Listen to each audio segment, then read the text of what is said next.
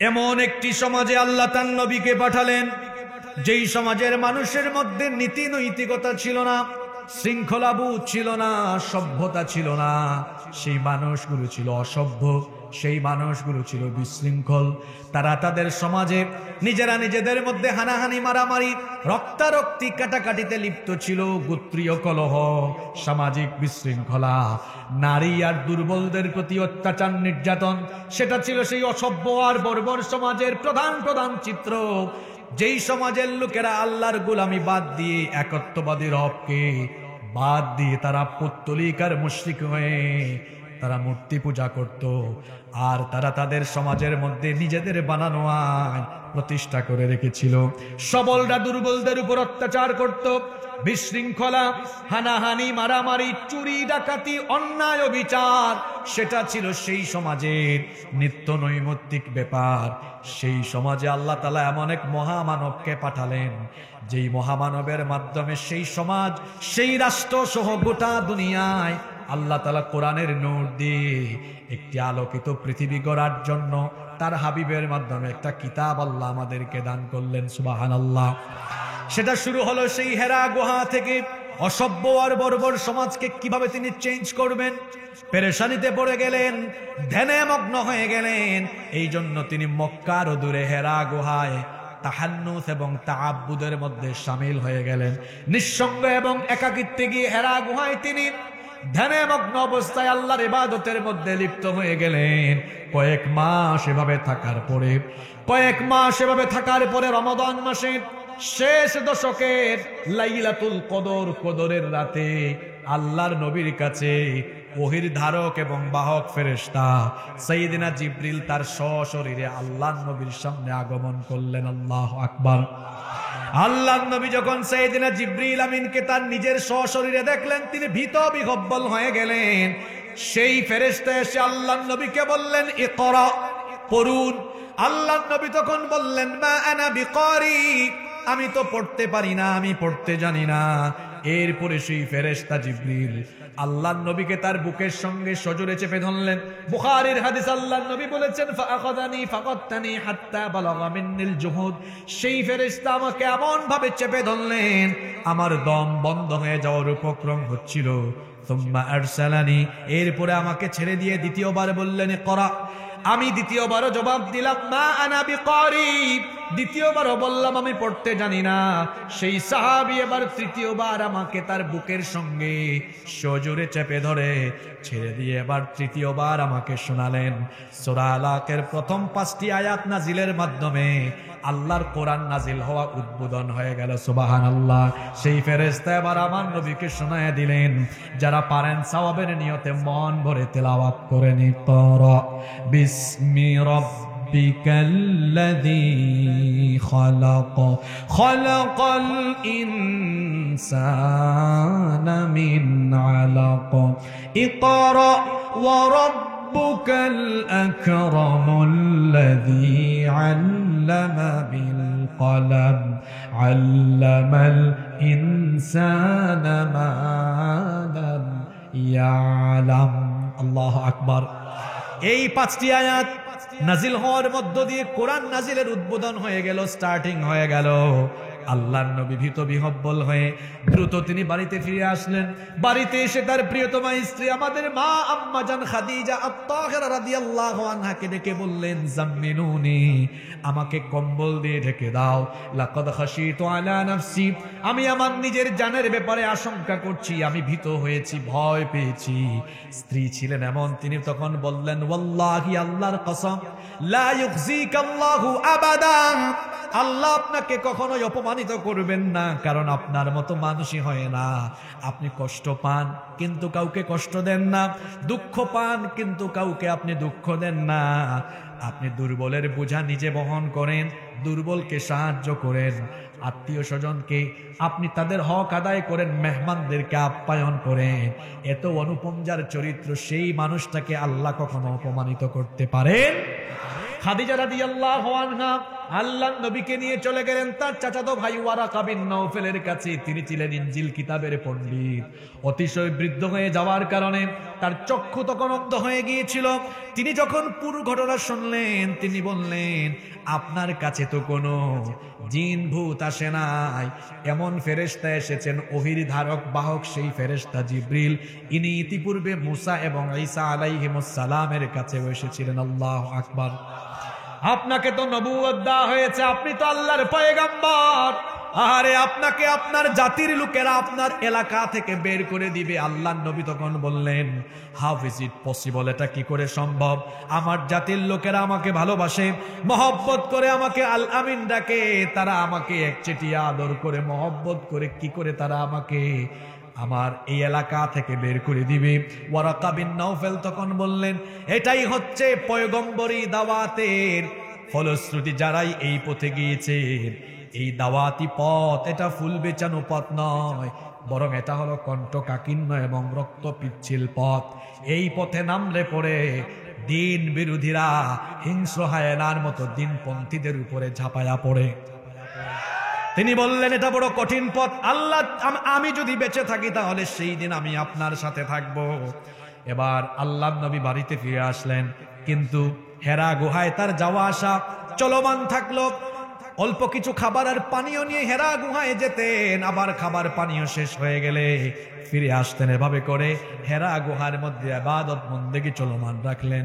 কিন্তু দুঃখের ব্যাপার হলো, সেই ফেরেশতা আগমন কয়েকদিন বন্ধ হয়ে গেল। এটাকে বলা হয় ফাতরাতুল ওয়াহি, ওহির বিরতিকাল। কিছুদিন আল্লাহর নবীর কাছে ওহি আসা বন্ধ হয়ে গেল। আল্লাহর নবী পেরেশান হয়ে গেলেন। অবশেষে আল্লাহর নবীর পেরেশানি দেখে আল্লাহ তাআলা পেরেশানি বন্ধ করার জন্য সেই ফেরেশতাকে একদিন পাঠালেন। আল্লাহর নবী হেরা গুহা থেকে সেদিন নেমে আসতেছিলেন। এমন সময় আল্লাহর নবীর কানে আওয়াজ আসলো। আল্লাহর নবী একবার ডান দিকে তাকান, কাউকে দেখেন না, বাম দিকে তাকান, কাউকে দেখেন না, পেছন দিকে তাকালেন, কাউকে দেখলেন না। যখন তিনি তার সম্মুখ পানে তাকালেন, লক্ষ্য করলেন হেরা গুহায় যে ফেরেশতা এসেছিলেন, সেই ফেরেশতা আসমান আর জমিনের মাঝখানে বিরাট আকৃতির চেয়ারের মধ্যে সমাসীন হয়ে আছে। আপনারা হয়তো বুঝেন নাই গো, তালে তালে শুনতেছেন, বলে সুবহানাল্লাহ আরো জুড়ে বেরোইতো। আমি ছোট্ট মানুষ, 3.5 হাত, এই চেয়ারে বসছি তো খুব ছোটখাটো লাগতেছে। আর নবী যে ফেরেশতাকে দেখেছেন, সেই জিবরিলের মাথা 7 আসমানের উপরে, আর তার পা হলো জমিনে, আসমান জমিনের মাঝখানে চেয়ারে তিনি বসে আছেন। এখন বুঝছে এমন আকৃতির, বিরাট আকৃতির কাউকে দেখলে আনন্দ লাগবে না ভয় লাগবে?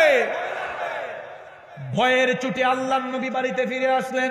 এসে তার স্ত্রীকে বললেন, খাদিজা আমাকে তাড়াতাড়ি চাদর দিয়ে আবৃত করো। আল্লাহর নবীকে একটা চাদর দিয়ে আবৃত করা হলো। সঙ্গে সঙ্গে আল্লাহ তাআলা সূরা মুদ্দাথির নাজিল করলেন, ইয়া আইয়ুহাল মুদ্দাথির কুম ফাআনযির ওয়া রাব্বাকা ফাকাব্বির ওয়া সিয়াবাকা ফাতাহির ওয়ার রুজজা ফাহজুর ওয়া লা তামনুন তাস্তাকসির ওয়া লিরাব্বিকা ফাসবির। আল্লাহ আয়াত নাজিল করলেন, ইয়া আইয়ুহাল মুদ্দাথির, হে চাদর আবৃতকারী। এখানে একটি বিষয় খেয়াল করুন, আল্লাহ তাআলা দুনিয়াতে যত নবী এবং রাসূল পাঠিয়েছেন, সবাইকে আল্লাহ তাআলা নাম ধরে ধরে ডেকেছেন, কিন্তু আমার নবীকে আল্লাহ কখনোই নাম ধরে ডাকেন নাই। যখন ডাক দেওয়ার দরকার হয়েছে বলেছেন ইয়া আইয়ুহান নাবিয়্যু, হে নবী, অথবা বলেছেন ইয়া আইয়ুহার রাসূলু, হে রাসূল। এভাবে আল্লাহ নবুয়ত এবং রিসালাতের বিশেষণকে বিশেষায়িত করে সম্বোধন করেছেন। আবার আল্লাহ তাআলা মাঝে মাঝে অবস্থা বুঝে ব্যবস্থা নিয়েছেন। যেমন আল্লাহর নবী চাদর আবৃত হয়ে চাদর মুড়ি দিয়ে শুয়ে আছেন, তখন আল্লাহ তাআলা ওই অবস্থায় নবীকে ডাক দিলেন, ইয়া আইয়ুহাল মুদ্দাথির, হে চাদর আবৃতকারী। সুবহানাল্লাহ। এটা হলো আমার নবীর সম্মান। আমার নবীকে আমার রব কোনোদিনও নাম ধরে ডাকেন? আল্লাহ তো ডাকেন নাই, আমাদেরকেও নিষেধ করে দিয়েছেন, তোমরাও আমার নবীকে নাম ধরে ডাকাডাকি করো না। যদি ডাকাডাকি করো তাহলে সারা জীবনের আমলগুলোকে বরবাদ যিনি করে দিবেন তিনি কে? আনতাহবাতা আমালুকুম, সব আমল শেষ করে দিবেন কে? আল্লাহ বললেন, ইয়া আইয়ুহাল মুদ্দাসসির, হে চাদর আবৃতকারী, কুম ফাআনদির, উঠুন। বসে থাকলে হবে না, মানুষকে সতর্ক করুন।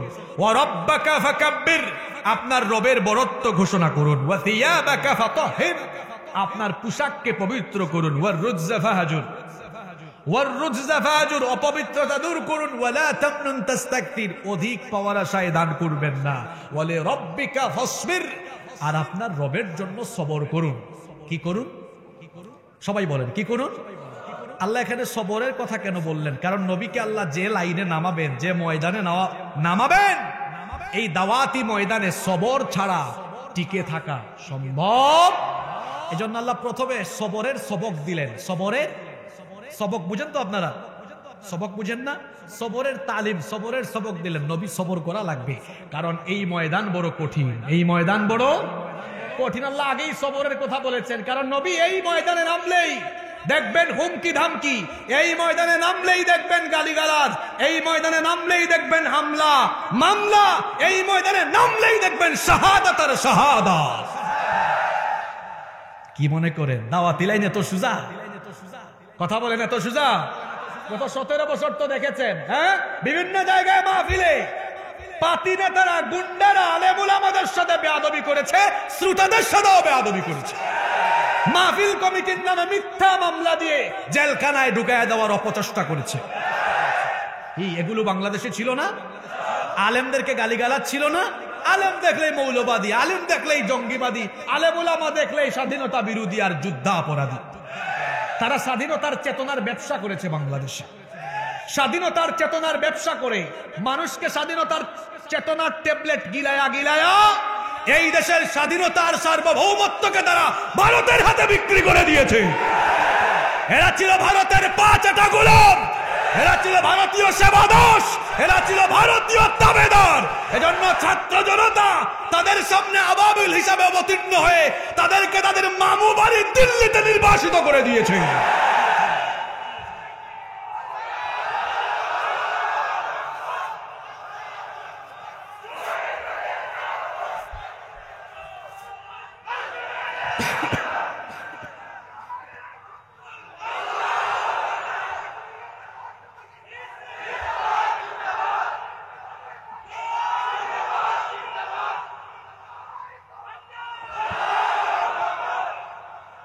এটা বাংলাদেশ, এখানে অন্য কোন দেশের তাবেদারি চলবে না।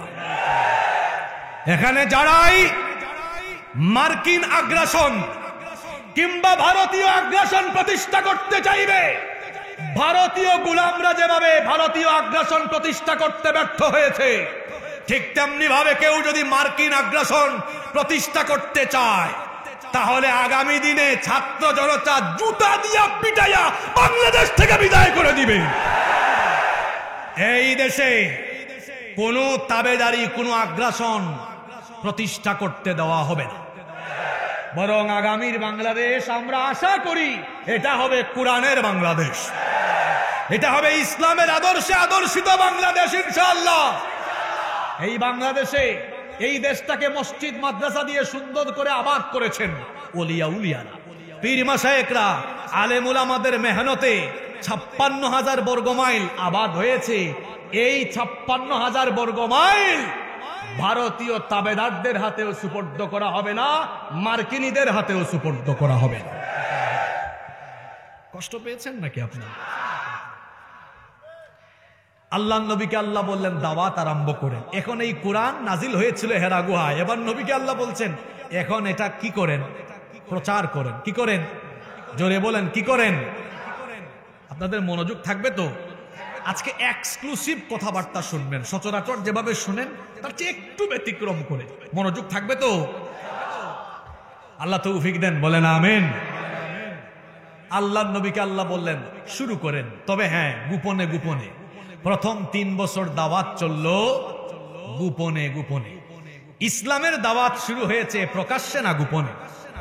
জোরে বলেন, গোপনে গোপনে দাওয়াত চলল। কত বছর চললো এরকম?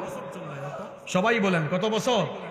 আজকে মুখস্থ করতে হবে, মুখতাসার করে সংক্ষিপ্ত করে বলে যাচ্ছি, যাতে করে খোলাসা সামারি নিয়ে বাসায় যেতে পারেন। তাহলে এভাবে দাওয়াত আরম্ভ হলো গোপনে গোপনে সেটা চলমান থাকলো। কত বছর? 3 বছর আল্লাহ নবী গোপনে গোপনে দাওয়াত দিলেন। আর সর্বপ্রথম দাওয়াতটা কিন্তু তিনি ঘর থেকে শুরু করেছেন। নিজের স্ত্রীকে বললেন, কি গো বিবি, আমাকে আল্লাহ নবুয়ত দিয়েছেন, তুমি কি ঈমান আনবে না? তিনি বললেন, কেন আনবো না বলেন? হ্যাঁ, আপনার সাথে 15 বছর ধরে আমি সংসার করে যাচ্ছি, আপনার ইনসাইড আউটসাইড আমি জানি। 15 বছর আপনাকে আমি কাছ থেকে দেখলাম। এই চরিত্র মানুষের চরিত্র, এটা সাধারণ মানুষের চরিত্র হতে পারে না, এটা পয়গম্বরী চরিত্র। এজন্য সবার আগে আপনার নবুয়তের স্বীকৃতি দিয়ে আপনার বিবি হয়ে আমি প্রথম কালেমা পড়ে মুসলমান হয়ে গেলাম। আপনি কেমন এটা ভালো জানে কে? আল্লাহ তো জানে, মানুষের মধ্যে ভালো জানে কে? ওই যে মিস্টার ফেরাউন গিয়ে কয়, আসিয়া আমি তো মিশরে বলে দিয়েছি সবাই আমাকে খুদা মানো, তুমিও আমাকে মানো। আসিয়া বলে, তুই খুদা না হুদা এটা আমার চেয়ে ভালো কেউ জানে না। আজকে বাড়িতে যাইয়েন তো ভাবিকে গিয়ে বলিয়েন, প্রিয়তমা স্ত্রী আমার, ওগো আমার সোনা, হ্যাঁ আমি তো পীর হয়ে গিয়েছি, তুমি আমার কাছে মুরিদ হও। ভাবি আপনাকে বলবে, আপনি পীর না ক্ষীর এটা আমার থেকে ভালো কেউ জানে না। ক্ষীর বুঝেন তো আপনারা? আপনাদের এলাকায় কি ক্ষীর সিন্নি আছেন নাকি? এখানেও আছে। আপনি একটু বলে দেখিয়েন তো, ওগো আমার প্রিয়তমা আমি তো পীর হয়েছি, মুরিদ হও। দেখেন কি বলে। আমাদের মতো কত হুজুররা ঘরে গিয়ে হুজুরগিরি ঠিক রাখতে পারে না। বউ এমন জিনিস, ঠিক কিনা? আর আল্লাহ নবী তার বিবিকে বললেন, আমাকে আল্লাহ নবুয়ত দিয়েছেন, তুমি কি করবে? তিনি বললেন, কোনো কোশ্চেন নাই, কোনো প্রশ্ন নাই, আমি স্বীকৃতি দিলাম, আমি প্রথম ঈমান আনলাম। সুবহানাল্লাহ। কি অনুপম চরিত্র, কি অনুপম চরিত্র! এজন্যই তো অনেক ঐতিহাসিকরা বলেছেন, prophet Muhammad is the best example for the entire humanity. তিনি হচ্ছেন গোটা মানবতার জন্য অনুপম দৃষ্টান্ত। সুবহানাল্লাহ। He was an unique, unparalleled. He was an unique and unparalleled personality in this world. তিনি হচ্ছেন এই দুনিয়ার অনন্য এবং অতুলনীয় ব্যক্তিত্ব। সুবহানাল্লাহ। স্ত্রী ঈমান আনলেন, এবার গেলেন বন্ধুর কাছে। আপনার বন্ধুরাও জানে, কিন্তু আপনি বিড়ি খান কয়বার এটা বন্ধু ভালো জানে। বন্ধুর কাছে গেলেন, প্রিয় বন্ধু নাম কি? জোরে বলেন। আবু বকর। আবু বকর রাদিয়াল্লাহু আনহু বললেন, শৈশবকাল থেকে আমি আপনার ফ্রেন্ড, আমি তো শৈশবকাল থেকে আপনাকে চিনি, আপনি আমার ফ্রেন্ড। এইটা চরিত্র কোন সাধারণ মানুষের এই চরিত্র হতে পারে না, আমার কোনো সন্দেহ নাই, আমিও আপনার উপর ঈমান আনলাম। সুবহানাল্লাহ। আল্লাহ রাসূলের চাচাতো ভাই আলী বিন আবি তালিব রাদিয়াল্লাহু আনহু ঈমান আনলেন। এরপরে যায়েদ বিন হারেসা ঈমান আনলেন। এভাবে 3 বছর গোপনে গোপনে নবীজি দাওয়াত দিলেন। ইন্ডিভিজুয়ালি, ব্যক্তি কেন্দ্রিক দাওয়াত চলল। ইন্ডিভিজুয়াল দাওয়াত, ইন্ডিভিজুয়ালি দাওয়াতি কাজ করলেন। চলমান থাকলো কয় বছর? জুড়ে বলেন, কয় বছর? ডিরেক্ট না ইনডাইরেক্ট? গোপনে, প্রকাশ্য নয়। 3 বছর চলার পরে এবার আল্লাহ তাআলা নবীর কাছে ওহী নাযিল করলেন, وأنذر عشيرتك الأقربين। আপনি আপনার নিকটাত্মীয়দেরকে সতর্ক করুন, আল্লাহর ব্যাপারে ভয় প্রদর্শন করুন। আল্লাহ তাআলা তার নবীকে আরো বললেন, কোরআনে কারীমের 15 নম্বর সূরা সূরাতুল হিজরের 94 নম্বর আয়াত আল্লাহ তার নবীকে বললেন, فاصدع بما تؤمر وأعرض عن المشركين। আপনাকে যা আদেশ দেওয়া হয়েছে সেটা আপনি প্রকাশ্যে এখন ঘোষণা করতে থাকেন, মুশরিকদের থেকে মুখ ফিরায় নেন, প্রকাশ্যে আপনি দাওয়াত আরম্ভ করেন। বুখারী শরীফের হাদিস। প্রকাশ্যে দাওয়াতের আদেশ আসার পরে আল্লাহর নবী সাফা পাহাড়ে আরোহণ করলেন। কোন পাহাড়ে? সাফা পাহাড়ে আরোহণ করে আল্লাহর নবী ইয়া সাবাহ বলে সম্বোধন করলেন। আরবের সকল গোত্রের লোকেরা গিয়ে সাফা পাহাড়ের চতুর্দিকে সমবেত হয়ে গেল। আল্লাহর নবী প্রত্যেক গোত্রের নাম ধরে ধরে সম্বোধন করলেন। তারপরে সকল গোত্রের লোকদেরকে সম্বোধন করে বললেন, আরাআইতাকুম লাউ আখবারতুকুম আন্না খাইলাম বিল ওয়াদি তুরিদু আন তুগীরা আলাইকুম আকুনতুম মুসাদ্দিকিয়া। আমি যদি তোমাদেরকে বলি এই পর্বতমালার অপর প্রান্তের শত্রুপক্ষ তোমাদেরকে আক্রমণের জন্য প্রস্তুতি নিয়েছে, তোমরা কি আমার কথা বিশ্বাস করবে নাকি? তারা তখন বলেছিল, না মা জাররাবনাকা ইল্লা কাযিবা, অবশ্যই বিশ্বাস করব, কারণ আমরা কোনোদিন তোমাকে মিথ্যা বলতে শুনি নাই। তুমি যদি বলো অবশ্যই আমরা সেটা বিশ্বাস করব। আল্লাহর নবী তখন বললেন, যদি আমাকে এতটাই বিশ্বাস করো তাহলে শোনো, ফাইন্নী নাযীরুল লাকুম বাইনা ইয়াদাই আযাবুন শাদীদ। আমাকে আল্লাহ তোমাদের কাছে কঠিন আযাবের সতর্ককারী হিসাবে প্রেরণ করেছেন। আল্লাহ আমাকে নবুয়ত এবং রিসালত দিয়েছেন।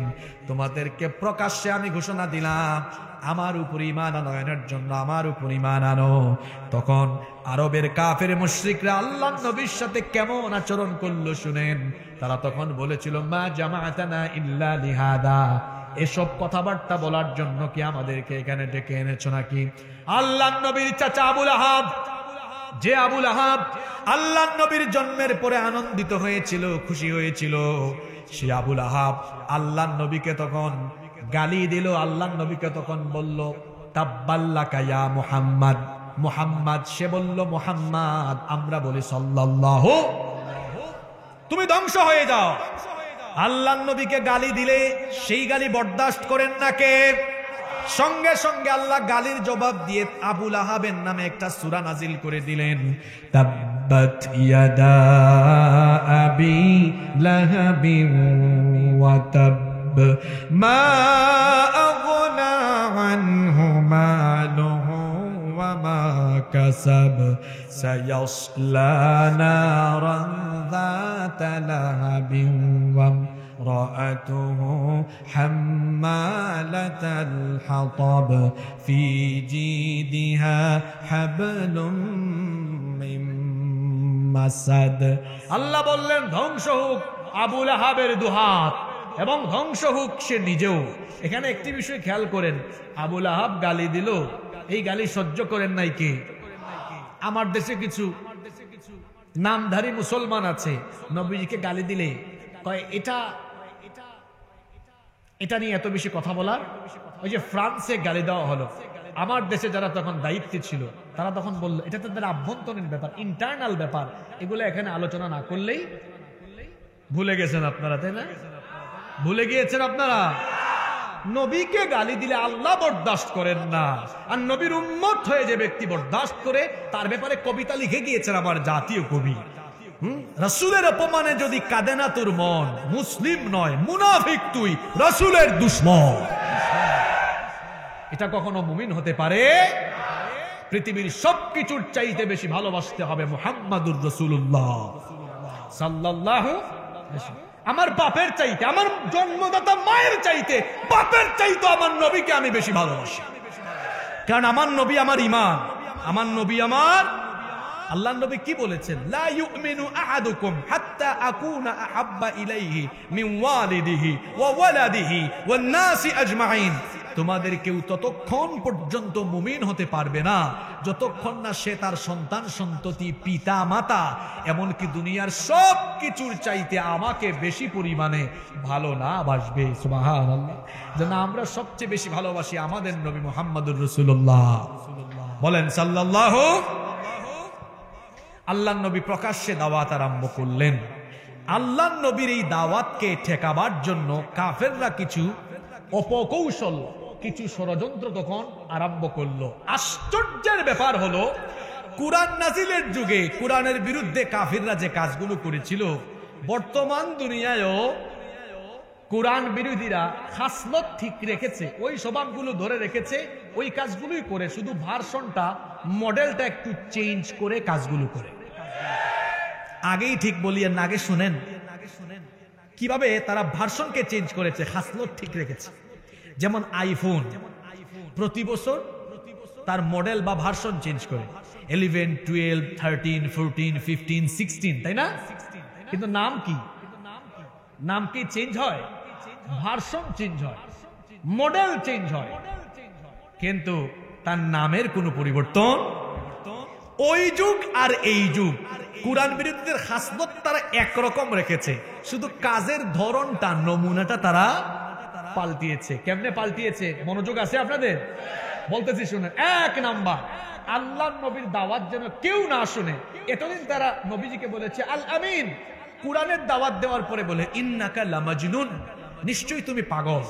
নাউজুবিল্লাহ পড়তে মন চায় না। নবীজিকে বলছে সাহির, তুমি জাদুকর। নবীজিকে বলেছে তুমি কাযযাব, মিথ্যাবাদী। বলেছে কাহিন, তুমি গণক। নাউজুবিল্লাহি মিন যালিক।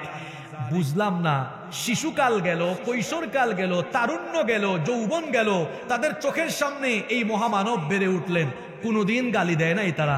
এখন 40 বছরের পরে গালিগালাজ করে কেন? কোরআনের কথা বলার। এখনো দেখবেন কোরআনের কথা যারা বলে, চুরি করে না, ডাকাতি করে না, মানুষের মাল জোর করে খায় না, কিন্তু কোরআনের কথা বলে, মানুষকে কোরআনের পথে ডাকে। কোরআন বিরোধীরা তাদের পূর্বপুরুষদের খাইসলত ধরে রেখেছে, শুধু গালির স্টাইলটা একটু চেঞ্জ করেছে। ওই যুগে এরা বলতো পাগল, জাদুকর, গণক, মিথ্যাবাদী। আর এই যুগে তারা গালির ভার্সনটা একটু চেঞ্জ করে যারাই কোরআনের কথা বলে এদেরকে বলে জঙ্গি, এদেরকে বলে মৌলবাদী, এদেরকে বলে স্বাধীনতা বিরোধী, এদেরকে বলে যুদ্ধাপরাধী। হ্যাঁ, খাসলত ঠিক আছে, মডেল শুধু কথা বলেন না কেন আপনারা? খাসলত ঠিক আছে, মডেল শুধু। আপনাদের কি মনে হয় আল্লামা দেলোয়ার হুসাইন সাঈদী তিনি যদি কোরআনের কথা না বলতেন তাকে কি রাজাকার বানানো হতো? শুধুমাত্র কোরআন প্রচার প্রতিষ্ঠার কথা বলার কারণেই তাকে যুদ্ধাপরাধ, মানবতা বিরোধী মিথ্যা নাটক মঞ্চস্থ করে অন্যায়ভাবে শহীদ করে দেওয়া হয়েছে।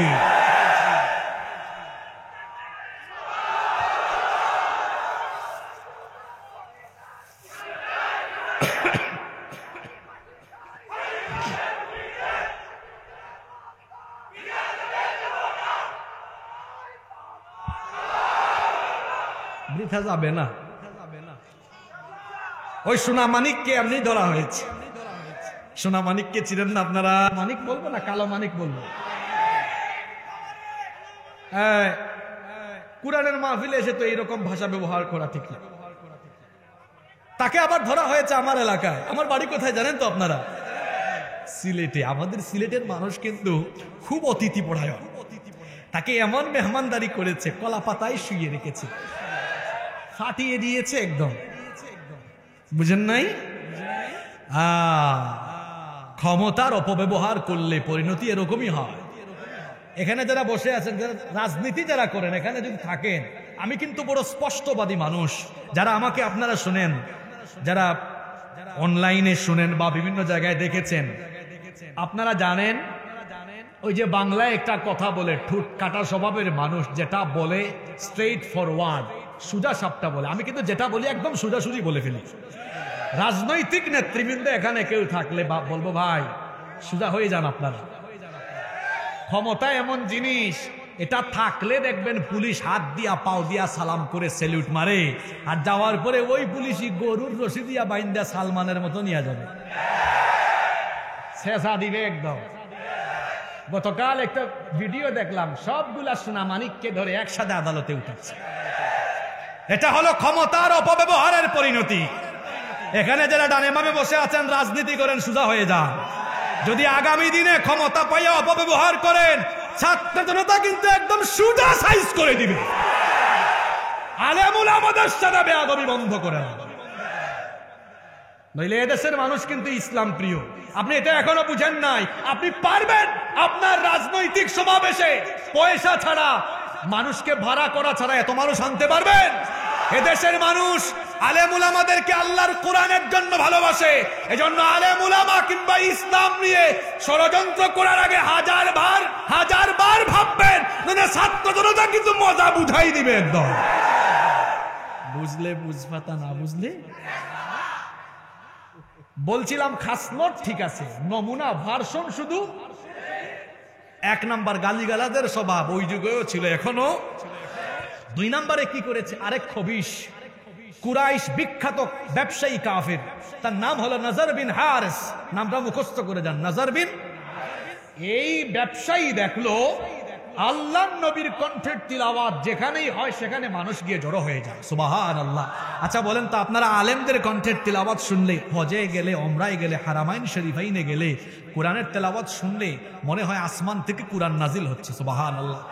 আমার দেশেও তো অনেক বিশ্বজয়ী হাফেজরা আছে, তাদের তেলাওয়াত শুনতে দেখবেন কলিজা ঠান্ডা হয়ে যায়। তো এদের তেলাওয়াত যদি এমন হয় আর এদের তেলাওয়াত শুনলে যদি মানুষের কলিজা এমন শীতল হয়, তো যার কাছে কোরআন নাজিল হয়েছে সেই মহামানব যখন কোরআন পড়তেন, উনার সামনে যারা থাকতো তাদের অনুভূতি কেমন হতো চিন্তা করেন তো। আল্লাহু আকবার, আল্লাহু আকবার। এই জন্য কাফেররা সারাদিন করতো বিরোধিতা, আর রাতের বেলা তারা আবার নিজেরাই ঘুমাইতে পারতো না। ইস, যদি একটু মুহাম্মদ আমরা বলি সাল্লাল্লাহু, একটু যদি তার কণ্ঠে কোরআনটা শুনতাম তাহলে দিলটা ঠান্ডা হইতো। দিনের বেলা আবু জাহাল, উতবা, সাইবা মানুষকে বলে খবরদার মুহাম্মদের কাছে যাইও না সাল্লাল্লাহু। রাতের বেলা আবার সবগুলা একত্রিত হয়ে সবগুলা কি করে, ঘুমের থেকে ওইটা এক রাতে হইল কি কাহিনী, উতবা গিয়ে এক দেয়ালে কান পেতেছে, সাইবা গিয়ে আরেক দেয়ালে, আবু জাহাল গিয়ে আরেক দেয়ালে কান পেতে মন ভরে। আল্লাহর নবী তো রাতের শেষ অংশ ঘুমাতেন না, তাহাজ্জুদে দাঁড়িয়ে আল্লাহর কালাম তেলাওয়াত করতেন, সুবহানাল্লাহ। এরা মন ভরে কোরআন শুনতেছে, দেখে ফজর হয়ে যাচ্ছে, ধরা খাওয়ার আগে বাড়ি যাওয়ার জন্য রওনা দিবে, এক কাফেরের মুখামুখি আর এক কাফের। কিরে তুই এখানে কেন? সে বলে তুই এখানে কেন? দিনের বেলা ঠিকই বিরোধিতা করতো, রাতের বেলা কোরআন শুনতে যেত। আল্লাহ নবীর জবান মুবারক থেকে কোরআন বের হলে মানুষ পঙ্গপালের মতো জমায়েত হয়ে চাতক পাখির মতো তাকিয়ে অপলক নয়নে তাকাতো আর মন ভরে দিল ভরে শুনতো। কুরাইশ বিখ্যাত, কুরাইশ কুখ্যাত এই কাফের ব্যবসায়ী নজর বিন হারেস, সে চিন্তা করলো, সে বলল মুহাম্মদ, আমরা বলি সাল্লাল্লাহু আলাইহি ওয়াসাল্লাম, এগুলো পুরাতন দিনের কাহিনী শোনায়, কাফেরদের কথা কোরআনে আছে, ইন হুয়া ইল্লা আসাতিরুল আউয়ালিন, এগুলো পুরনো দিনের রূপকথা। সে বলল ঠিক আছে, আমিও কিছু কাহিনী মুখস্থ করে আছি। চলে গেল সিরিয়ায়, চলে গেল পারস্যে, চলে গেল ইরাকের হিরায়, বাগদাদে, অনেক এলাকা সফর করে সে ইস্ফেন্দারিয়া, রুস্তম এবং বিভিন্ন পূর্ববর্তী সম্রাট রাজা বাদশাদের বীরত্ব গাথা কাহিনী মুখস্থ করে এসে মক্কায় বলল, এসো এসো আমার মজলিসে বসো, দেখো আমি কত সুন্দর সুন্দর বীরত্ব গাথা কাহিনী তোমাদেরকে শোনাতে পারি। আপনারা বলেন তো, এই যে আমরা 1 ঘন্টা 1.5 ঘন্টা যদি আমাদের বাপ দাদার কিচ্ছা শোনাইতাম বা অন্য কোনো কথা শোনাতাম, আপনাদের সহ্য হইতো? অন্য কোনো বক্তৃতা 2-3 মিনিটের বেশি 10 মিনিট হয়ে গেলেই মেজাজ খারাপ হয়ে যায়, কিন্তু আল্লাহর কোরআন চলতে থাকলে খারাপও লাগে না, শুধু মজা লাগে, শুধু মজা লাগে। সুবহানাল্লাহ। এটা কোরআনের সুধা, এটা কোরআনের সুধা। সে মক্কায় ফিরে এসে বলল, আসো আমার মজলিসে বসো, কিন্তু একটা মানুষও তার মজলিসে আসে। এবার এই কুখ্যাত মুশরিক ব্যবসায়ী নজর বিন হারেস, সে কিছু বেশ্যা নারীদেরকে ভাড়া করে আনে, প্রস্টিটিউট নারীদেরকে এনে মক্কার অলিতে গলিতে কনসার্ট, নাচ গানের আয়োজন করে বলো, আসো নাচ গানে মজে থাকো। মানুষকে কোরআন থেকে দূরে রাখার জন্য এই ধরনের কাজ সেই যুগে হয়েছে, এখনকার যুগে আর হয় না। জি, বিভিন্ন বিশ্ববিদ্যালয়ে দেখেছেন জুলাই আগস্টের বিপ্লবের পরে সিরাত কনফারেন্স, সিরাত সেমিনার হয়, যা বিগত 17 বছর বন্ধ ছিল। 17 বছর তারা দিনী প্রোগ্রাম করতে দেয়নি, বরং সেখানে তারা নাচ গান কনসার্টের আয়োজন চালু রেখে দিনী প্রোগ্রাম, ওয়াজ মাহফিল, কোরআনের মাহফিল তারা বন্ধ রেখেছিল। হ্যাঁ, খাসলত ঠিক আছে, নমুনা শুধু। আপনাদের কষ্ট হয় নাকি? মিল আছে তো? 2-3 নাম্বার, তারা আল্লাহর নবীর রিসালাতের ব্যাপারে সন্দেহ করে বলে, মালি হাদার রাসূল, এটা নাকি রসুল, এটা কেমন রসুল, ইয়াকুলুত তাআম ওয়া ইয়ামশি ফিল আসওয়াক, ইনি তো আমাদের মতো খাবার দাবার খান, বাজার ঘাটও করেন, কেমনে তিনি নবী হন? যদি তাকে রসুলই বানানো হতো তাহলে উনার মতো গরীব আর এতিম মানুষকে কেন নবী বানানো হলো? তখন তারা বলেছিল, লাউলা নুজিলা হাযাল কুরআনু আলা রাজুলিন মিনাল ক্বরিয়াতাইনি আযীম, কেন এই 2 বিখ্যাত অঞ্চল মক্কা কিংবা তায়েফের কোন বিখ্যাত বংশের বিখ্যাত কাউকে নবী বানানো হলো না? তারা যখন আপত্তি পেশ করলো, আল্লাহ তখন জবাব দিলেন, নবী রাসূল এটা বংশ গৌরবে হওয়া যায় না, ক্ষমতা দিয়ে হওয়া যায় না, টাকা পয়সা কিংবা দাপটের জোরে হওয়া যায় না, ইলেকশন করে নির্বাচন করে ভোটাভুটি করে নবী রাসূল হওয়া যায় না, বরং নবী এবং রাসূল যিনি বানান তিনি কে? আসতে বলবেন না, জোরে বলেন তিনি কে? সকল নবীদেরকে নবুয়ত এবং রিসালতের জন্য যিনি নির্বাচন করেছেন তিনি কে? এইভাবে করে কাফিররা আল্লাহর নবীর দাওয়াতকে বাধাগ্রস্ত করার জন্য বিভিন্ন ধরনের অপচেষ্টা করলো। একবার এসে বলে, তুমি যে নবী হয়েছে এটা আমরা কেমনে বিশ্বাস করতাম, আকাশের চাঁদকে দুই টুকরা করো তাইলে বিশ্বাস করব। আল্লাহর নবী চুপ হয়ে গেলেন। আল্লাহ তার নবীকে বললেন, ও নবী, চুপচাপ হওয়ার কোনো কারণ নাই, আপনি শুধু আপনার হাতের আঙ্গুল দিয়ে আকাশের চাঁদের দিকে ইশারা করেন। ইশারা করার দায়িত্ব আপনার, আকাশের চাঁদকে দুই টুকরা করার দায়িত্ব হলো আমার। সুবহানাল্লাহ। আল্লাহর নবী যখন তার হাতের আঙ্গুল দিয়ে আকাশের চাঁদের দিকে ইশারা করলেন, আল্লাহ তাআলা সঙ্গে সঙ্গে আকাশের চাঁদকে কাফেরদের চোখের সামনে দুই টুকরা করে দিলেন। এই চাঁদের নামে কোরআনে একটা সূরা আছে, সূরার নাম সূরাতুল কামার। এই সূরার প্রথম আয়াতগুলোতে আল্লাহ চাঁদ দ্বিখণ্ডিত হওয়ার কাহিনী তুলে ধরেছেন। ইকতারাবাতিস সাআতু ওয়ানশাক্কাল কামার ওয়া ইয়ারাউ আয়াতান ইউরিদু ওয়া ইয়াকুলু সিহরুন মুস্তামির ওয়া কাল্লাবু واتبعوا أهواءهم وكل أمر مستقر। আল্লাহ তাআলা বলছেন, কিয়ামতের সময় নিকটবর্তী হয়েছে আর চাঁদ দুই টুকরা হয়েছে। কাফিররা নিজের চোখে এটা দেখলেও ঈমান আনয়ন করে আল্লাহর নবীর দাওয়াতকে বাধাগ্রস্ত করার জন্য তারা গালিগালাজ করলো, মানসিক নির্যাতন করলো, কিন্তু আল্লাহর নবীর দাওয়াত কি থামাতে পেরেছে? জোরে বলেন, থামাতে পেরেছে? যখন তারা আল্লাহর নবীর দাওয়াত থামাতে পারে না, শুনেন এই কুরআনের মাহফিলে তো শান্ত পরিবেশে আপনারা এমনি এমনি পান নাই, কেমনে পেয়েছেন শুনেন। আল্লাহর নবীর দাওয়াতকে যখন তারা বাধাগ্রস্ত করতে পারলো না, এবার তারা শারীরিক নির্যাতন আরম্ভ করলো।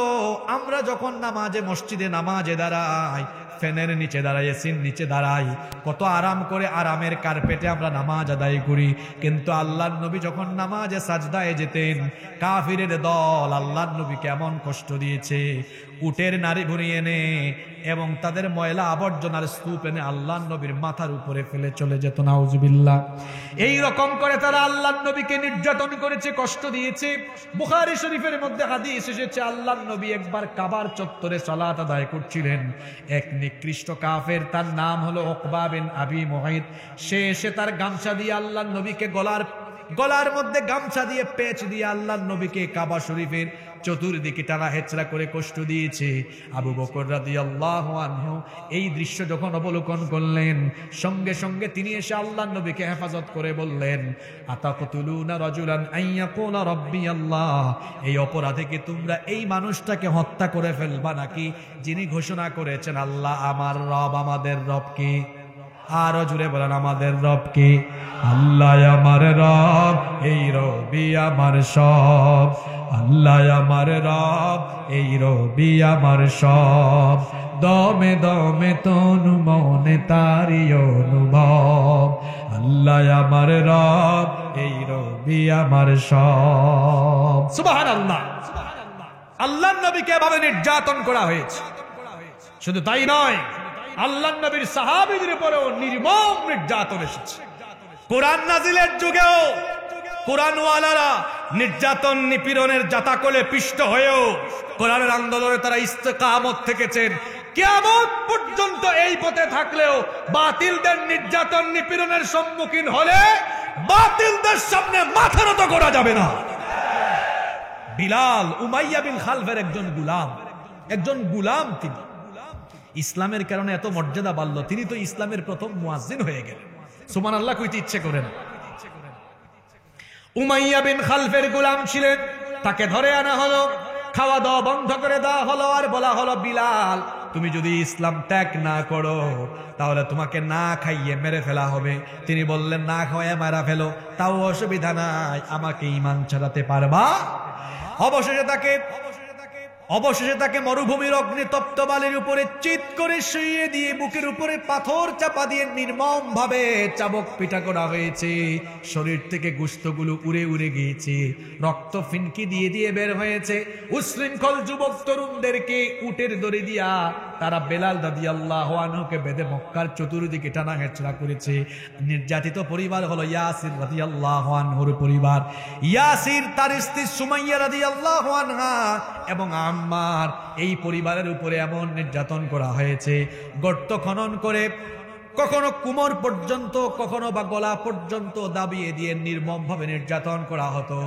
আজকের মাহফিলে হয়তো মা বোনেরাও এসেছেন। মা বোনেরা শোনেন, ইসলাম প্রতিষ্ঠায় আপনাদের কত অবদান।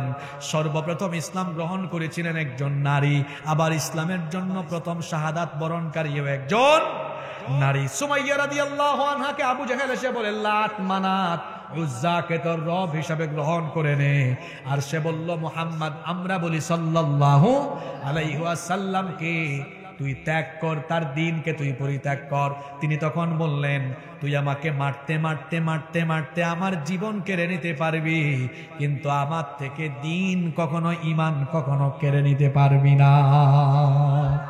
ক্ষিপ্ত হয়ে একটা বর্ষা হাতে নিয়ে সুমাইয়া রাদিয়াল্লাহু আনহা লজ্জাস্থানে আঘাত করে নির্মম ভাবে তাকে শহীদ করে দিয়েছে। আমার বাংলাদেশের মা বোনেরাও হযরতে খাদিজা রাদিয়াল্লাহু আনহা, সুমাইয়া রাদিয়াল্লাহু আনহার মতো বিপ্লবী ভূমিকায়, সাহসী ভূমিকায় অবতীর্ণ হয়ে যদি দ্বীনের ময়দানে থাকতে পারেন, এই বাংলাদেশে ইসলাম প্রতিষ্ঠার আন্দোলনকে রুখে দেওয়ার সাহস কেউ করতে পারবে না ইনশাআল্লাহ। এজন্য নীলফামারী মা বোনদেরকেও সেই আদর্শে আদর্শিত হতে হবে। হযরতে সুমাইয়া রাদিয়াল্লাহু আনহার মতো, হযরতে খাদিজা রাদিয়াল্লাহু আনহার মতো আপনাদেরকে হওয়ার চেষ্টা করতে হবে। আল্লাহ তৌফিক দান করেন। আল্লাহর নবী একদিন যাচ্ছেন, লক্ষ্য করলেন এই পরিবারের উপরে নির্যাতন, বললেন, সবরান আলা ইয়াসির, ইয়াসিরের পরিবার তোমরা ধৈর্য ধারণ করো, ফা ইন্না মাউইদাকুমুল জান্নাহ, কারণ আল্লাহ ওয়াদা করেছেন তার জান্নাত তোমাদের জন্য অপেক্ষা করছে। সুবহানাল্লাহ পড়তে ইচ্ছা করে না? চতুর্দিকে যখন এইরকম নির্যাতন চলছে, শুনেন আমি পয়েন্টগুলো একটা একটা করে বলছি। গোপন দাওয়াত, প্রকাশ্য দাওয়াত, মানসিক নির্যাতন, শারীরিক নির্যাতন চতুর্দিকে যখন আরম্ভ হয়েছে, গোটা মক্কায় আর্তনাদ, আহাজারি, চিৎকার বেড়া গেল। ওইদিকে তো খাব্বাব রাদিয়াল্লাহু আনহু, এত মজলুম মানুষ। 17 বছর আপনারা পাগল হয়ে গিয়েছিলেন। আমরা মাঝে মাঝে মসজিদের মিম্বরে দাঁড়ালে বা পাবলিক আমাদেরকে পেলেই বলতো, হুজুর আল্লাহর সাহায্য কি আসবে না? কি এমন আর নির্যাতন এসেছিল খাব্বাবের উপরে, কি কঠিন পরিস্থিতি এসেছিল শুনেন। হযরতে ওমর রাদিয়াল্লাহু আনহু খাব্বাব রাদিয়াল্লাহু আনহুকে একদিন খালি গায়ে দেখলেন তার কোমরটা বড় চিকন, পিঠের মধ্যে বড় বড় গর্ত হয়ে আছে। জিজ্ঞেস করলেন, ভাই খাব্বাব, তোমার কোমর তো চিকন কেন? পিঠের মধ্যে এত বড় বড় গর্ত হয়ে গেল কেন? তিনি তখন বললেন, ওমর রাদিয়াল্লাহু আনহুকে বললেন, ভাই ওমর, ইসলাম গ্রহণের কারণে কাফিররা আমাকে ধরলো, খাওয়া দাওয়া বন্ধ করে দিয়ে নির্যাতন করে যখন তারা ঈমান ছড়াতে পারে না, তখন তারা কয়লা জ্বালিয়ে কয়লাকে গরম করে, কয়লাকে উত্তপ্ত করে, শুনতেছেন?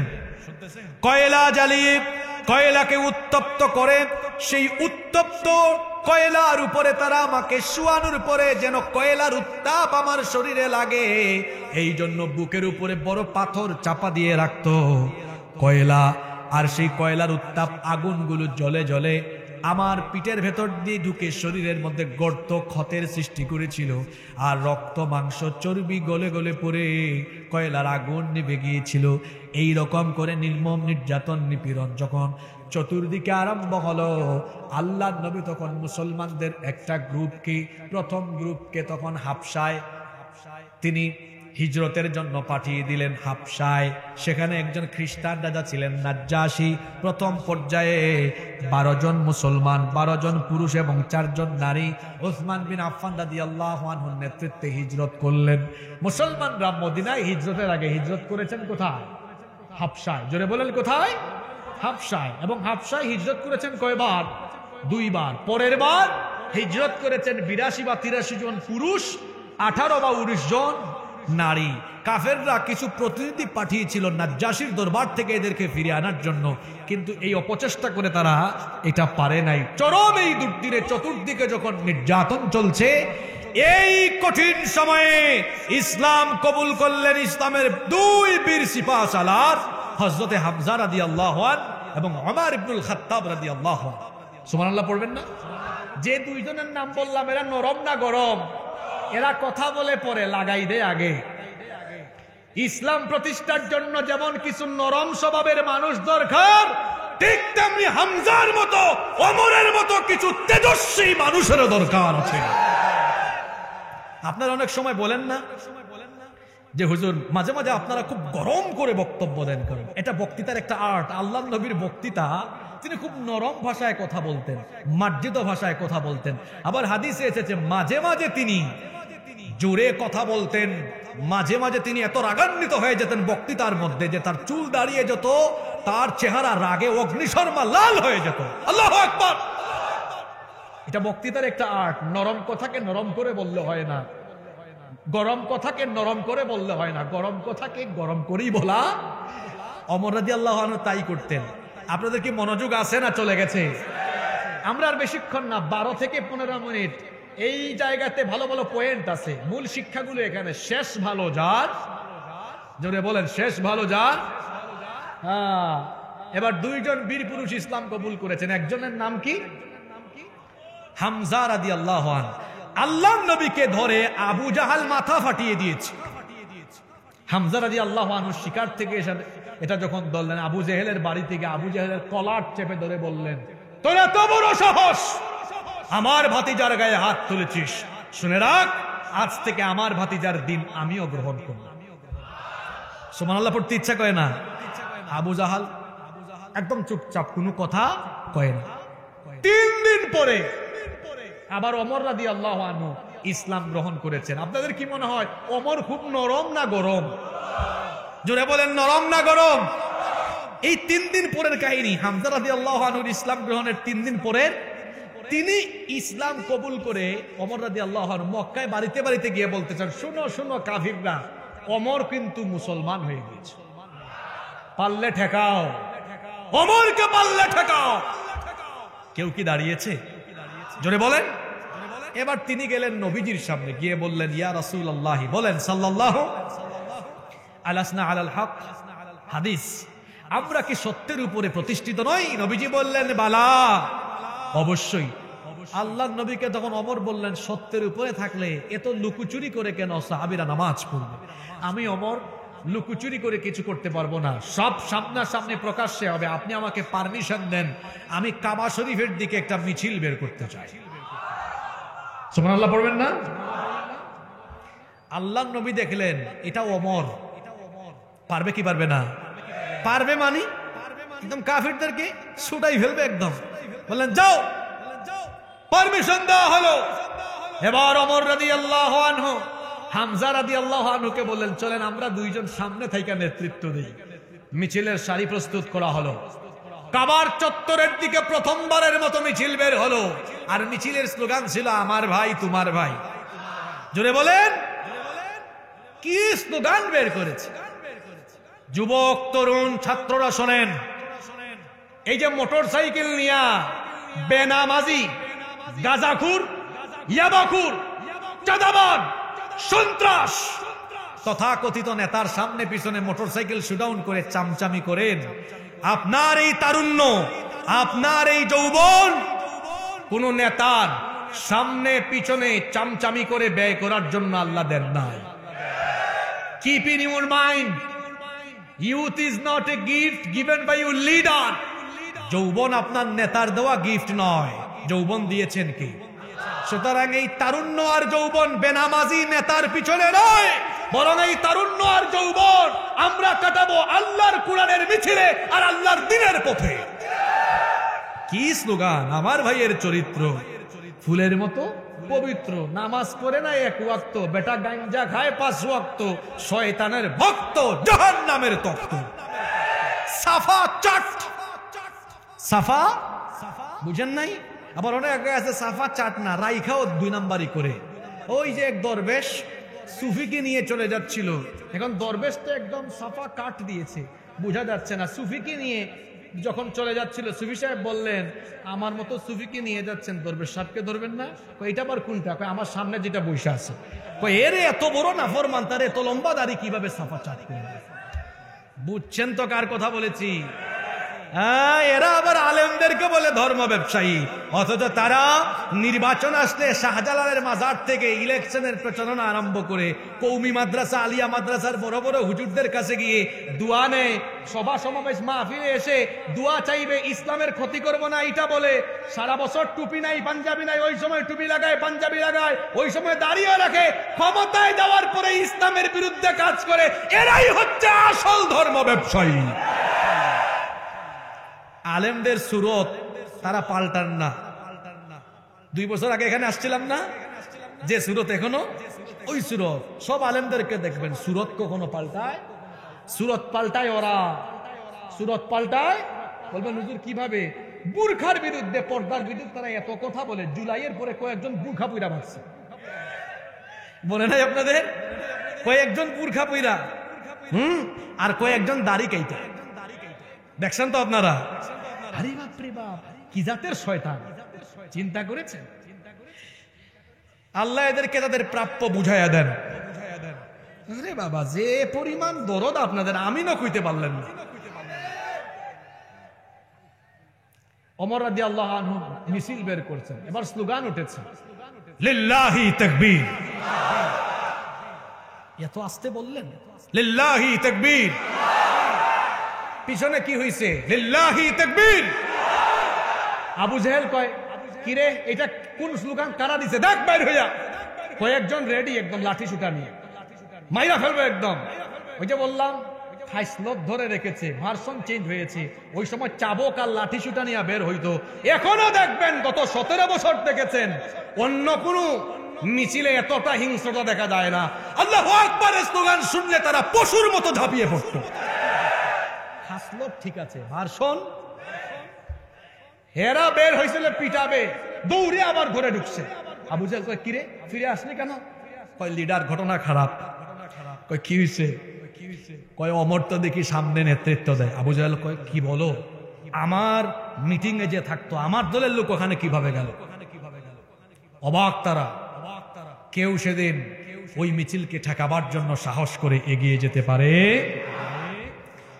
ওমর রাদিয়াল্লাহু আনহু তখন যুবক না বুড়া? জোরে বলেন। আজকে মাহফিলের আয়োজক যুবকরা, বেশিরভাগ উপস্থিত যুবক। এই যুবকরা কি মেসি আর নেইমারের আদর্শ নিজেদের মধ্যে ধারণ করবে, না ওমরের আদর্শ নিবে? তাহলে আমার যুবক ভাইয়েরা এখান থেকে ওমরের আদর্শ নাও, ওমরের আদর্শ গ্রহণ করে বেনামাজিদের পিছনে নয়, আল্লাহর নবীর আদর্শে আদর্শিত হয়ে আগামীর দিনগুলোকে আল্লাহর জমিনে আল্লাহর স্লোগান দেওয়ার জন্য প্রস্তুতি নিতে হবে। কথা বোঝা যায়? আবু জেহেল কয়, তাড়াতাড়ি মিটিং ডাকো। শুনতেছেন তো আপনারা? অবস্থা খারাপ, আমাদের দলের লোক চলে গেছে। মিটিং ডেকে তারা বলে, শোনো, মুহাম্মদের সাথে ঠেলাঠেলি করে আর কোনো লাভ হবে? ওমর কুপাই ফেলবে একদম। অন্যান্য নেতারা বলল, আচ্ছা লিডার তাহলে কি করতে পারি? আমার মাথায় একটা বুদ্ধি আসছে। কি বুদ্ধি?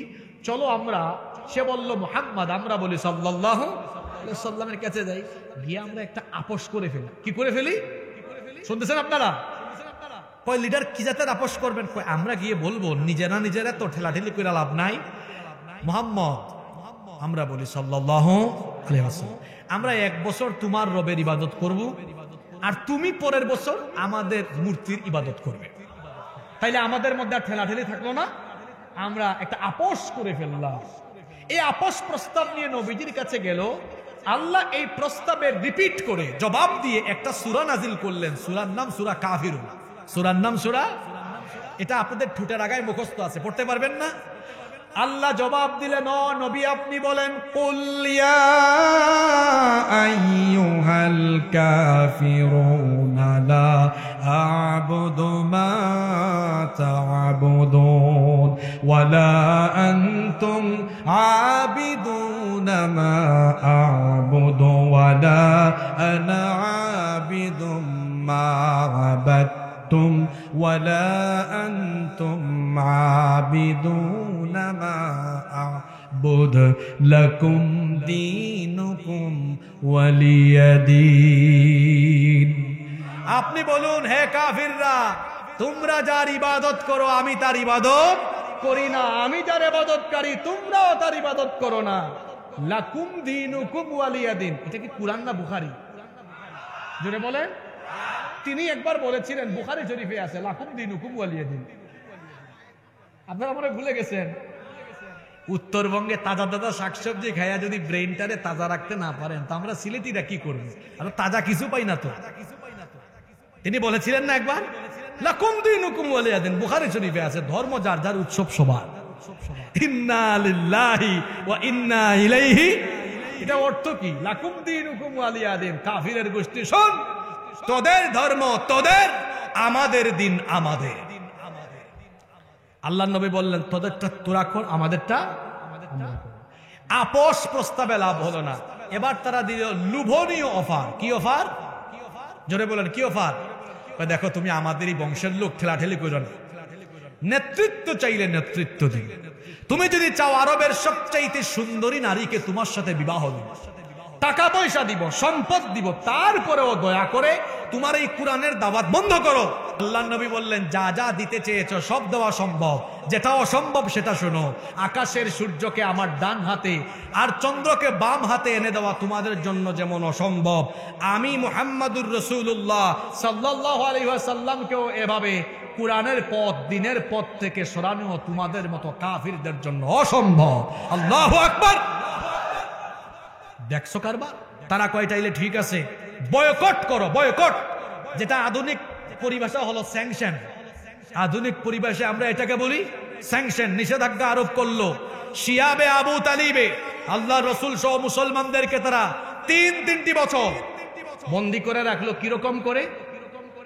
তারা অন্যান্য গোত্রদেরকে বলল, এদের সাথে উঠা বসা, লেনদেন, চলাফেরা, খাবার দাবার সরবরাহ করা, এমনকি এক্সপোর্ট ইম্পোর্ট, লেনদেন, বিয়ে শাদী সব বন্ধ। কয় বছর? তিনটি বছর অতি কষ্টে তারা জীবন যাপন করলেন।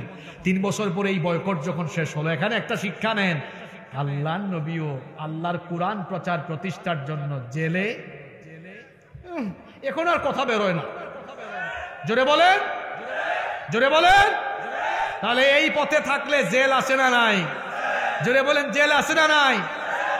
কিছু বেকুব, অশিক্ষিত, মূর্খ মুসলমান আছে, এরা কুরআন হাদিস ভালো করে পড়ে নাই। কোন আলেমকে ধরা হইলে কয়, মনে হয় তোলে তোলে কিছু করছেন, হইলে এমনি কেন ধরবে? বেকুব। তাহলে ইউসুফ আলাইহিস সালামকে কোন অপরাধে 10 বছর রাখা হয়েছে? আমার নবীকে কেন 3 বছর রাখা হয়েছে? পৃথিবীর অনেক পয়গম্বরদেরকে কেন জেলখানায় রাখা হয়েছে? এই পথই হলো জেল জুলুমের পথ, ঠিক কিনা? 3 বছর পরে বয়কট শেষ করা হলো, কিন্তু দুঃখ চলে আসলো। আল্লাহর নবীর চাচা আবু তালেব ওই বছরে মারা গেল। আল্লাহর নবীর বিবি খাদিজা রাদিয়াল্লাহু আনহা, আম্মা জানো, চলে গেলেন। সেটাকে বলা হয় দুঃখের বছর। কষ্টে পড়ে গেলেন আল্লাহর নবী। মক্কায় আর দাওয়াতের পরিবেশ নাই, কাফেরদের নির্যাতন, শেল্টার দেওয়ারও কেউ নাই। নবীজি চলে গেলেন তায়েফে। 10 দিন তায়েফে অবস্থান করলেন। কিন্তু তায়েফের লোকজন আল্লাহর নবীর সাথে কি ভালো আচরণ করলো? আল্লাহর নবীকে রক্তাক্ত করে তারা বিদায় করলো। পাথর মেরে মেরে তায়েফের দুষ্ট ছেলেরা আমার নবীর পবিত্র দেহ মুবারককে রক্তাক্ত করেছে। নির্যাতিত হয়েছেন। ফিরে আসার পরে আল্লাহ তার নবীকে মেরাজও করিয়েছেন। এর পরবর্তীতে কাফিররা যখন নবীকে হত্যার ষড়যন্ত্র করলো, আল্লাহর নবী তখন আল্লাহর আদেশে মক্কা থেকে মদিনায় হিজরত করলেন। এই মক্কায় গেল নবীর 13 বছর। জোরে বলেন কত বছর? আরো জোরে বলেন কত বছর? এই 13 বছরে কি হলো? কুরআনের তেলাওয়াত হলো, কুরআনের দাওয়াত দেওয়া হলো, কুরআনের দিকে আসার কথা বলা হলো।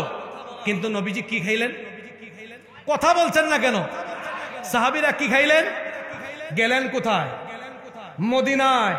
মদিনায় গিয়েছিলেন আউস আর খাজরাজ গোত্রের মীমাংসা বিবাদের জন্য। কিন্তু সেখানে গিয়ে মদিনাবাসী লোকেরা আল্লাহর নবীকে মদিনা পরিচালনার দায়িত্ব নবীর কাছে সুপর্দ করে দিল। সুবহানাল্লাহ। এবার আল্লাহর নবী সাধারণ কোন ব্যক্তি নয়, মদিনা রাষ্ট্রের রাষ্ট্রপ্রধান। ইস, আল্লাহু আকবার, সুবহানাল্লাহটা বের হইল না এখন। আমার নবী এবার মদিনা রাষ্ট্রের জোরে বলেন রাষ্ট্র। রাষ্ট্রপ্রধান একটু আধুনিক পরিভাষা ইউজ করি, মদিনা রাষ্ট্রের প্রেসিডেন্ট। এবার আম্মার নবী, জোরে বলেন আমরা নবীর কি? জোরে বলেন। তো নবীর উম্মত হয়ে নবীর সব সুন্নত তো মানেন। সুরমা লাগানো সুন্নত রেখেছেন আপনার মধ্যে, টুপি লাগানো সুন্নত আপনার মধ্যে আছে, খাবার শেষে মিষ্টি খাওয়া সুন্নত আপনার সুন্নতের তালিকায় আছে, কদু খাওয়া লাউ খাওয়া সুন্নত আপনার তালিকায় আছে।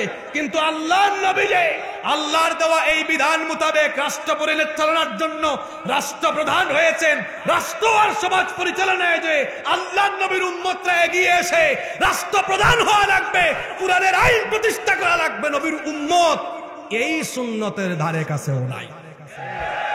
এখানে এসে তারা বলে ইসলাম আর রাজনীতি আলাদা। কি জাতের মূর্খ, কি জাতের মূর্খ, কি জাতের মূর্খ! ও কুরআন পড়েনি, ও হাদিস পড়েনি, ও নবীর জীবনী এখনো জানে না। ওর পড়াশোনা করা দরকার।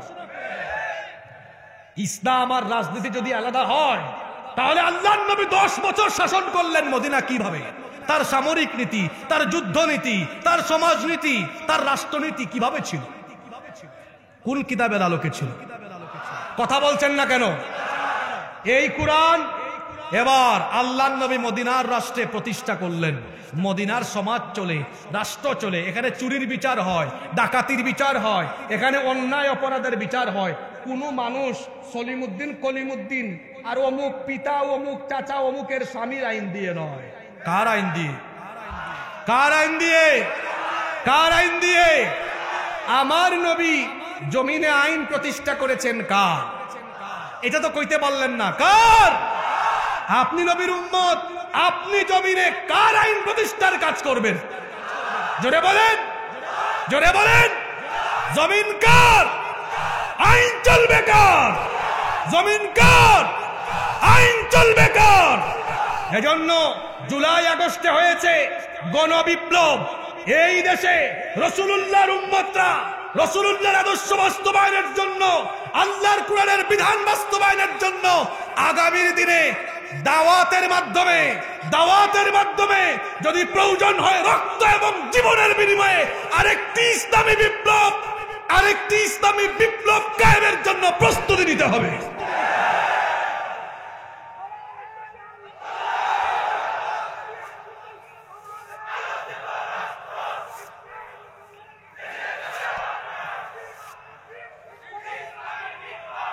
এই কোরআন, এদিকে তাকান, হা করে ওই দিকে না, এদিকে তাকান।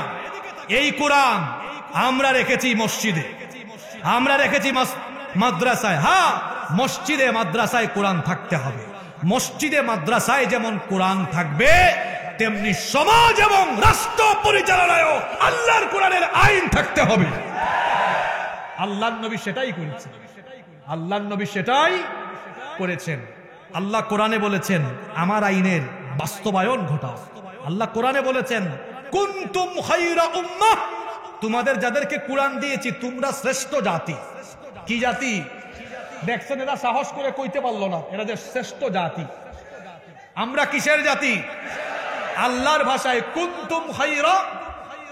আল্লাহ বলছেন কুনতুম খায়রা উম্মাতিন উখরিজাত লিন-নাসি তা'মুরুনা বিল মা'রুফি ওয়া তানহাউনা আনিল মুনকার। তোমরাই সর্বোত্তম জাতি। উখরিজাত লিন-নাস, তোমাদেরকে মানবতার কল্যাণের জন্য বের করা হয়েছে। কি দায়িত্ব তোমাদের? তা'মুরুনা বিল মা'রুফ, তোমরা সৎ কাজের আদেশ দিবে। ওয়া তানহাউনা আনিল মুনকার, অসৎ কাজে নিষেধ করবে। এবার আপনারা আমাকে বলেন, আমাদের এই সমাজে, আমাদের এই রাষ্ট্রে ইসলামকে, কোরআনকে আমরা কি আদেশের জায়গায় নিতে পেরেছি, নাকি এখনো অনুরোধ করতে হয়? কথা বের হয় না কেন এখন? উদাহরণ দিলে বুঝবেন। এই যে পাঠ্যপুস্তকের মধ্যে বান্দরের গোষ্ঠী বান্দামি ঢুকে গেল, এরপরে ইউনূস সাহেব আসার পর থেকে আলেমুলামারা বলেই যাচ্ছেন এখানে আলেমুলামাদের প্রতিনিধি ঢুকান। এই যে আমরা বলার সময় বলি মাননীয় সরকার দয়া করে এটা করার অনুরোধ রইল। আমরা কি সরকারকে আদেশ দিয়ে বলতে পারি না অনুরোধ করি? কথা বলছেন না কেন? আপনার এলাকায় অন্যায় চলছে, অপরাধ চলছে, প্রশাসনকে গিয়ে আদেশ করেন, এই বেটা এটা কর, এই ওসি সাহেব এটা করেন, তো আদেশ করেন না অনুরোধ করেন? জুড়ে বলেন। তাহলে কোরআনে আল্লাহ বললেন ইসলাম থাকবে আদেশের জায়গায়। এটা প্যাসেঞ্জার সিটে নয়, থাকবে কোথায়? ড্রাইভিং সিটে। থাকবে কোথায়? এখন আপনারা আমাকে বলেন, বাংলাদেশে কি সেই জায়গায় ইসলামকে আমরা নিতে পেরেছি? ওই জায়গা পার্লামেন্ট, সেক্রেটারিয়েট, বঙ্গভবনে যেদিন আল্লাহর কোরআন আর কোরআনওয়ালা লোকদেরকে ঢুকানো যাবে, অনুরোধ করে নয়, মিনিস্ট্রি থেকে, সচিবালয় থেকে আদেশ করে করে বাংলাদেশের অন্যায় আর অপরাধকে বন্ধ করে দেওয়া হবে। এই জন্য ইসলামকে আদেশের মাকামে নিয়ে যাওয়ার জন্য কাজ করতে হবে। বাংলাদেশে ৬৮,০০০ গ্রাম আছে। ৬৮,০০০ গ্রামে ৬৮,০০০ হুজুর যদি একই দিনে আলোচনা করেন, ওয়াজ করেন, বয়ান করেন, মানুষকে বুঝান, নারীরা পর্দায় থাকেন, ভাইরা ঘুষ ছাড়েন, দুর্নীতি ছাড়েন, কি মনে হয় ওয়াজে ১০০ ভাগ মানুষ ভালো হয়ে যাবে? শতকরা কয়েক % ভালো হবে, সামষ্টিকভাবে ভালো। সবাই নামাজ আদায় করবেন, নামাজের ১ ঘন্টা ওয়াজ কোরআন দিয়ে হাদিস দিয়া করলাম, আপনাদের কি মনে হয় সবাই চলে যাবে? আমার দেশে এমন বহুত ফজর আলী আছে যাদের ফজর কোনোদিনও হয় না। কথা বুঝেন নাই? তার নাম ফজর আলী, ঘুম থেকে উঠে দুপুর 12টায়। ফজর আলীর ফজর নাই। অনেক মানুষের নাম ইমান আলী, তার ইমান। অনেক মানুষের নাম কুরবান আলী, কুরবানি দেয় না। অনেক মানুষের নাম রমজান আলী, রমজান মাসে দুপুর 12টায় গাঞ্জা খায়। কি বলেন, আছে না এরকম? তো আমরা ওয়াজ করে বললাম ভাই নামাজ পড়েন, কিছু মানুষ নামাজি হয়ে যাবে, কিন্তু সবাই। পার্লামেন্টে কোরআনওয়ালা লোকদের থেকে আদেশ আসলো নামাজ না পড়লে বেত লাগানো হবে। ভয়ের চুটে দেখবেন কিভাবে মসজিদে দৌড় মারে। ওই সৌদি আরবের মতো অবস্থা হবে, দোকান খোলা রেখে মসজিদে দৌড় মারবে। তাহলে কি বুঝলেন? ওয়াজ দিয়েও মাঝে মাঝে, ওয়াজ দিয়েও যা হয় না, মাঝে মাঝে সেটা আদেশ করে করে কোরআনকে আদেশের জায়গায় রাখলে পরে সেটা সম্ভব হয়। আর যদি ওই আদেশের জায়গাগুলোতে আলেমুল আমারা থাকতেন, ইসলামিস্টরা থাকতেন, বান্দ্রামি শিক্ষা ঢুকতো। শিক্ষা ব্যবস্থার কথা জানেন না আপনারা? হ্যাঁ, আরে বাপ রে বাপ, কত আমরা ছোটবেলায় কি সুন্দর সুন্দর জিনিস শিখেছি। তুলি দুই হাত পড়ি মোনাজাত, হে রহিম রহমান, কত সুন্দর কবিতা। আমাদের দেশে হবে সেই ছেলে কবে, কথায় এরা বড় হয়ে কাজে বড় হবে। জাতীয় কবির কত সুন্দর সুন্দর কবিতা ছিল। চল চল চল, ঊর্ধ্ব গগনে বাজে মাদল, নিম্নে উতলা ধরণী তল, অরুণ পাতের তরুণ দল, চল রে চল রে চল। কি বিপ্লবী বিপ্লবী কবিতা। আর এখন এই যে গত কয়েক বছরে ঢুকছে হাট্টিমা টিম টিম, তারা মাঠে পারে ডিম, তাদের খাড়া দুটো শিং। আরে বাপরে বাপ, এইটা যে লিখেছে এ মনে হয় লেখার আগের রাতে কয়েক বোতল খাইছে। আপনার হাসিয়েন না, কেন খাইছে বললাম। এই যে বললো হাট্টিমা টিম টিম, তারা মাঠে পারে ডিম, এখানে একজন স্যারও আছেন। এই যে সে লিখলো যারা মাঠে পারে ডিম, এদের নাকি খাড়া দুইটা শিং। আপনারা আমাকে দেখান শিংওয়ালা প্রাণীর ডিম পারে? তা আমি যে তারে বললাম হে কয়েক বোতল খাইছে, আমি কি ভুল বলেছি? শিং আছে এমন কোন প্রাণী ডিম দিতে? মিথ্যা কথা আমাদের বাচ্চাদেরকে শেখানো হচ্ছে। তারপরে আলু ভর্তা কিভাবে বানাতে হয়, ডিমবাজি কেমনে করতে হয়, নাটক ফাটক, নাচ গান, আবুল তাবুল শিক্ষা দিয়ে আমাদের পরবর্তী প্রজন্মকে ধ্বংস করার অপচেষ্টা করা হয়েছিল। এখন আবার সংস্কারের কথা বলেও এমন এমন লোককে ঢুকানো হয়। আচ্ছা, এদেশে 90% মানুষ মুসলমান। মুসলমানের দেশে শিক্ষা ব্যবস্থা প্রণয়নের ক্ষেত্রে ধর্মীয় মূল্যবোধের বিপরীতে যায় কি যায় না, এটা দেখভাল করার জন্য সেখানে কি কোনো ইসলামিস্ট বা ইসলামী গবেষক বিশেষজ্ঞ রাখা দরকার না? আপনাদের কি মনে হয় দরকার কি না? এটা করার জন্য বলতে বলতে আমরা টায়ার্ড হয়ে গেছি, ক্লান্ত হয়ে গেছি। ওই যে আমরা আদেশের জায়গায় নাই, আদেশের জায়গায় ইসলামকে নিতে পারি নাই। যদি না হতো তাহলে এই বিবর্তনবাদ, যেটাকে আধুনিক বিজ্ঞান ডাস্টবিনে ফেলে দিয়েছে, ডারউইনের সেই বিবর্তনবাদ তত্ত্ব জাফর ইকবালরা কুড়িয়ে এনে বান্দর থেকে মানুষ হয়েছে ঢুকিয়েছিল, যদি ইসলাম আদেশের জায়গায় থাকতো এই অশিক্ষা কুশিক্ষার জন্য অনুরোধ করা লাগতো না, অশিক্ষা কুশিক্ষাকে বঙ্গোপসাগরে নিক্ষেপ করে দেওয়া হতো। তাহলে শেষ কথা হলো, আজকে আল্লাহর কোরআন যে শোনালাম, কোরআন হলো এটা প্রিন্টেড কোরআন, আর আমার নবী হচ্ছেন প্র্যাকটিক্যাল কোরআন। সুবহানাল্লাহ। তিনি যেমন কোরআন তেলাওয়াত করেছেন, কোরআন শুনিয়েছেন, কোরআনের দাওয়াত দিয়েছেন, তেমনি তিনি এই কোরআনের আলোকে একটি সমাজ, একটি রাষ্ট্র গঠন করেছিলেন। আমরা রাসূলুল্লাহর উম্মত হিসাবে আমরাও এই কোরআন তিলাওয়াত করব, কোরআন পড়ব, বুঝবো, কোরআনের রঙে রঙিন হব এবং রাসূলুল্লাহ যেভাবে কোরআনের আদর্শ বাস্তবায়ন করেছেন আমরাও কোরআনের আদর্শ বাস্তবায়নের জন্য সবাই আমরা প্রাণপণে চেষ্টা করব। কারা কারা রাজি আছেন দুহাত তুলে আল্লাহকে দেখান তো। মাশাআল্লাহ, আল্লাহ আমাদের হাতগুলোকে কবুল করেন, বলেন আমিন। মাহফিল কমিটির সভাপতি সাহেবের বক্তব্য থাকলে আমরা শুনবো, না থাকলে অনুমতি পেলে আমরা মোনাজাত করে ফেলবো ইনশাআল্লাহ।